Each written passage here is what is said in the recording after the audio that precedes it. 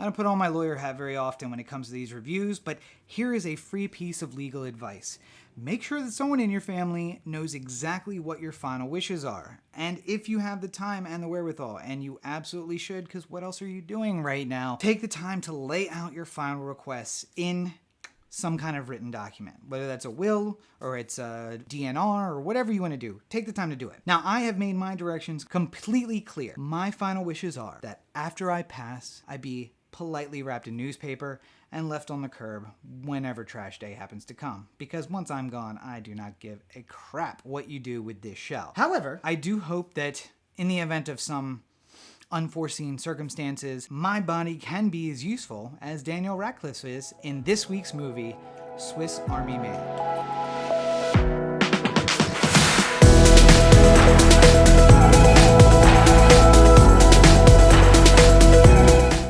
Hey everybody, once again at the top, right now I would like to say I hope you are finding yourself safe and happy and healthy wherever you are.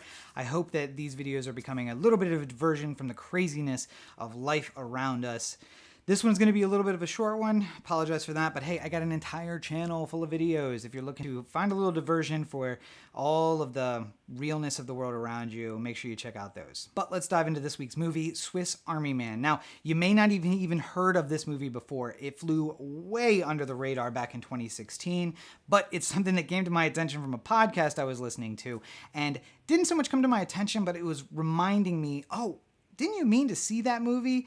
It sounds like it would be amazing. Let's get through the pleasantries and then we'll talk about why. Swiss Army Man was directed by Daniel Kwan and Daniel Scheinert. It was also written by Daniel Kwan and Daniel Scheinert. It is starring Paul Dano as our protagonist Hank, Daniel Radcliffe as his buddy Manny, Mary Elizabeth Winstead as Sarah, and a supporting cast that you really don't see except for the first 2 and last 5 minutes of the movie. Now, I said that this was interesting and I wanted to check it out earlier, and here's why. That cast kind of sounds amazing. If I tell you that there is a movie where it is Paul Dano and Daniel Radcliffe supported by Mary Elizabeth Winstead, and it's basically them on screen the entire time, you might ask yourself, why haven't I heard of this movie? Well, that's because another name for this movie was the Farting Corpse movie. And Daniel Scheinert and Daniel Kwan had an interesting concept, and I'm not going to say that it was bad. I was entertained by it, and I guess we'll get to kind of the rating at the end, but I did not know what I was getting in. When I heard about it on the podcast, they basically said, this is one of those movies that you're going to be able to talk about forever, and everyone should check it out just so they can say, if it's brought up in conversation, like, oh yeah, I know exactly what you're talking about. Or when someone says, hey, what about this? You can offer something that is so out of left field that no one can respond to it. And it is definitely all of that. So basically, here's the movie in whole. Paul Dano is stranded on a desert island, and he realizes that he is inevitably going to die and die alone. So he is just about to kill himself, and he makes himself a little rope, and he puts it around his neck, and we open with him just about to do that. And then he kicks the stool out from under him, and just at that moment, he sees someone in the surf. And of course, now he has that moment of, oh my gosh, I want to live, and he fights and fights and fights, and the rope breaks, and he survives, and he rushes out to the surf only to find Manny, played by Daniel Radcliffe, laying in the surf, face down.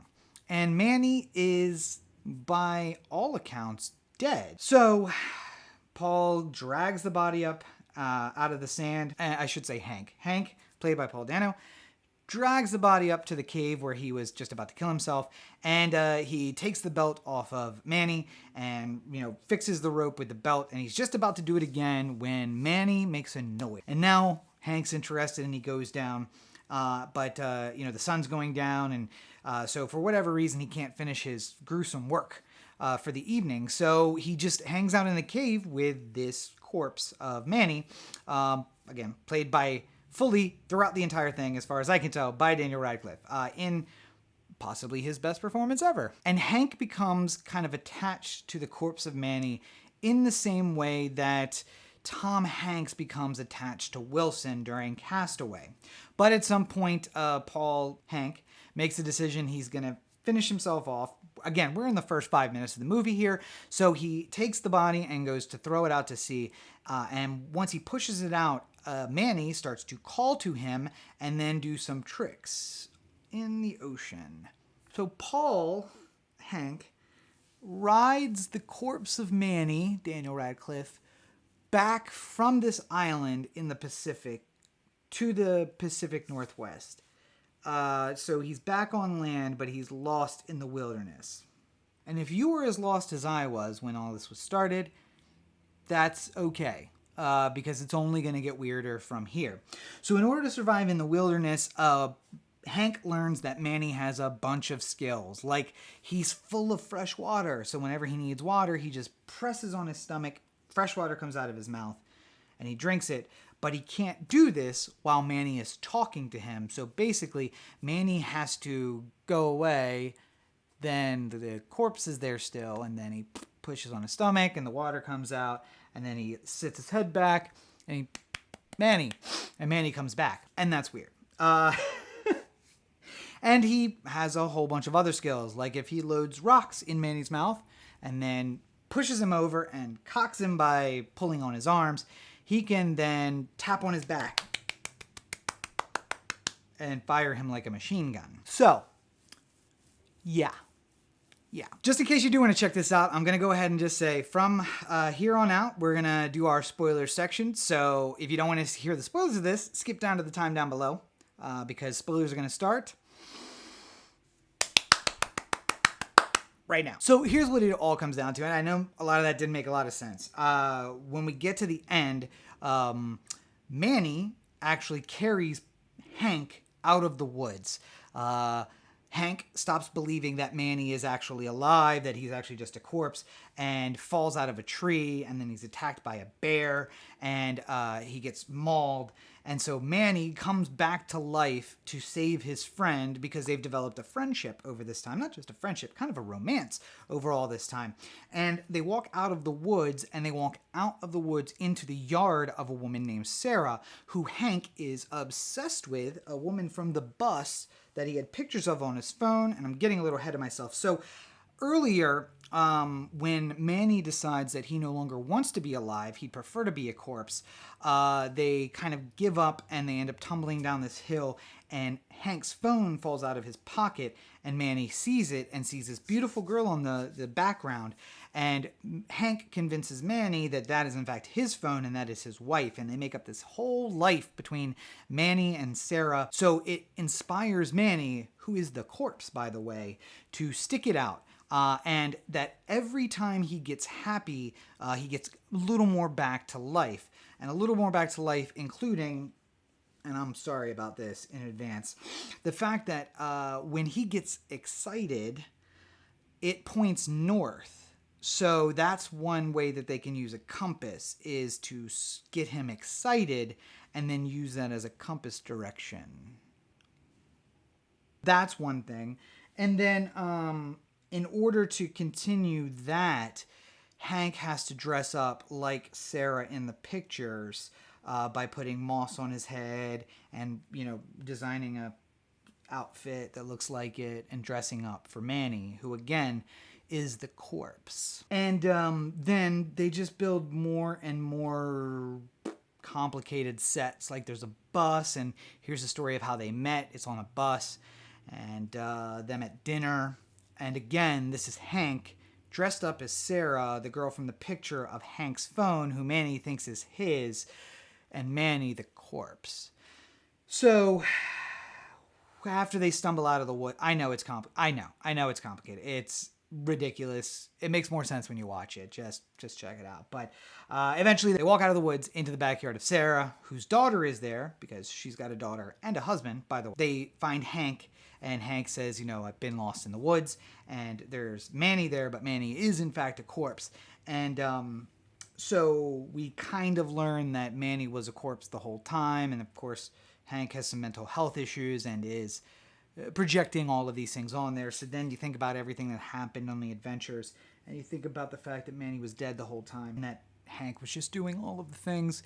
And I haven't told you all the stuff. There's some really disturbing stuff. Really disturbing.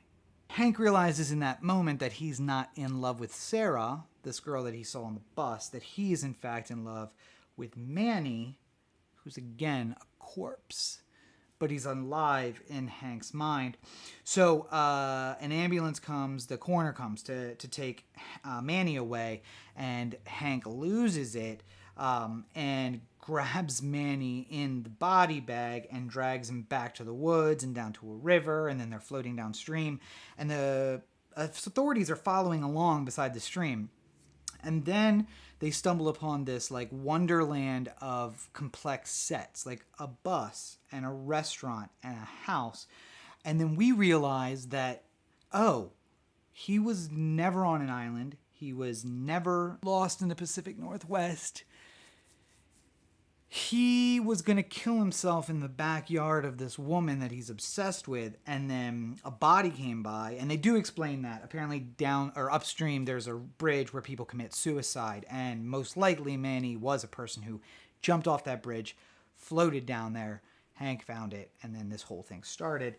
And if you're as uncomfortable as I am, then you're probably mentally sane, because this whole thing was ridiculous. But nonetheless, we just realized that, Hank made up this whole thing, and it's kind of crazy. And then he continues to float downstream until he reaches the ocean, and now it's him and the body of Manny in the ocean, and he's trying to set him free. And then there's this moment where you think like you have it all figured out, but then, he gets on top of the body like he did earlier, like a jet ski, and they out into the ocean. And, I chose to see that as, that's what he did in his mind, and he just lost it completely. But maybe he really did ride a corpse out into the ocean. The corpse that he loved, his lover named Manny. But that's entirely too much and quite enough. So let's go ahead and invite everybody back in, and we're going to wrap up this whole review right now. So yeah, would I recommend this movie? This movie is for a very unique kind of viewer. I mean, if you like stuff that is just funny in a messed up way, if you don't mind corpse desecration, this movie might be for you. If you don't mind really dark humor, like Black Gallows humor, this movie's probably for you. Now, I probably wouldn't have taken the time to watch it. I probably wouldn't have taken the time to review it, except for, what else are we going to be doing these days? You know what I mean? In any other time, in any other lifetime, I would say no. But we're all searching for content, right? And I gotta say, I was entertained by it, even though I think I was left with more questions than I had answers. So, if you got nothing else going on, and you're literally just flipping through Netflix thinking, have I reached the end of Netflix? I have nothing else. Well, maybe consider giving Swiss Army Man a try. And eventually, I do want to work in this industry. I do want to be in the movie industry, and I am glad I watched it for one reason and one reason alone. I want to be at a party one day with Paul Dano or Daniel Radcliffe and just be like, so, Swiss Army Man, explain yourself. So maybe I'm a unique viewer in that way, and if you're not that person, this movie honestly is probably not for you. It's not going to be for 95% of people, but for the small 5% who are, messed up in the head, this movie might be for you. So, generally going to be speaking, thumbs down. But otherwise, for you other mentally unhinged people like me, thumbs up. Go check out Swiss Army Man. It's available on Netflix.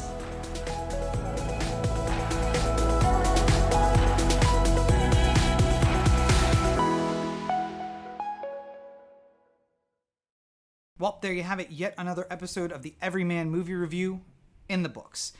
Right at the top here, I'd like to thank my patrons. I could not do this without you guys. You are a constant source of moral support and, of course, financial support to help me keep going. The great quality camera, the mics, the lights, everything. We have stepped up our game in 2020, and that is thanks in major part to you. If you aren't one of my patrons on Patreon and you'd like to be one of the chosen few, it's super easy. Go on over to patreon.com, that's patreon.com/Robert N. Cheek, and for as little as $1 a month, you can get early access to tons of material, behind the scenes action, and a lot of stuff that no one will ever see except for my patrons on Patreon. You're also going to be able to find a link down in the show notes, so check that out there. It's super easy. Next up, of course, I hope everyone is staying safe and staying well, staying healthy, no matter where you are in the world, in the United States specifically. I hope you are staying at home and staying in quarantine. It is unbelievably important. Please, stay at home. And hey, I know it's boring. You're stuck inside. You're going stir crazy. Well, luckily, I have a ton of content for you over on my YouTube channel. Just go to youtube.com/Rob Cheek. You'll be able to check out videos not only of the Everyman Movie review, but a ton of other stuff as well. I got parody videos where we sing songs inspired by Corona, but that are based on other songs. I've got my life videos. I went and got a Corona test. You can watch me do it and see how unscary it really is. You can check out all of those videos at youtube.com/Rob Cheek. And you know what? Why not subscribe while you're there? Then you'll get a notification every time that I update, and you won't miss out on any of the new content. And if you watch the YouTube videos regularly, make sure you're going over to anchor.fm/Everyman Movie Review. This show is available in podcast form. We don't always have time to sit down at a computer or at our phones and watch content, but you will almost always have time to listen. So if you don't have time in a week to check out the new episode, because we do have 2 coming every single week, go on over to anchor.fm/Everyman Movie Reviews and check out the podcast version of the show. It's just as good, you just can't see my face. And do you have a suggestion for a movie that I should do? I don't know. Did I miss the mark on a review? Well, it's super easy to let me know. Either go down into the comment section below any video and leave a comment. I try to reply to every single comment that's left. Or go to anchor.fm/Everyman Movie Review /message, and you can leave me a voicemail, you can send me a text. I can actually have it played on the show itself if you give me permission. It's easy, easy, easy to find me online. If you want to reach out to the show itself, all of the links are going to be down in the show notes, but we are available on Facebook, Instagram, and Twitter. And if you want to reach out to me personally, it's even easier. I'm available on all social media at Robert N. Cheek. In fact, I just started a brand new group on Facebook where people can talk about everything that I'm working on, whether it's the personal vlog videos, the Everyman Movie reviews, the parody songs, everything. So go on over to facebook.com and check out the RNC fan group and join today. And finally, if you can't get enough of me because, why would you? You can check out me and my buddy Corey every single Tuesday with a new episode of the Oh the Anthem podcast. It's available both in video and audio format at youtube.com/Oh the Anthem and anchor.fm/Oh the Anthem. That and tons of other content are also available at ohtheanthem.com. Go there, check out our merch store. You can find out some of the shirts that we wear on the show. You can find old episodes, you can find the short films, you can find the web series. Everything is available at ohtheanthem.com. I've told you before, I'm currently rebuilding the website. Well, that rebuild has started, it's underway, and now the brand new robertncheek.com is available. Go over to robertncheek.com and check it out. It's a work in progress, so hey, give me a little time. I'm building it myself. But you'll be able to find all my new stuff and be able to contact me, sign up for the email list, find my Patreon page, find Oh the Anthem, and everything right there. It's going to be one place to find everything me on the web. robertncheek.com. So thank you for joining me for this week's episode. Make sure you check out, we have new episodes coming 2 per week. Sunday, Monday, and every Thursday a brand new episode on YouTube and on Anchor in podcast form. You're not going to want to miss any of these. I will be with you through every bit of this quarantine period, so don't miss it. Stay home, stay quarantined, stay safe, and stay healthy. Take care of yourself and each other. Thank you as always, and have a great week.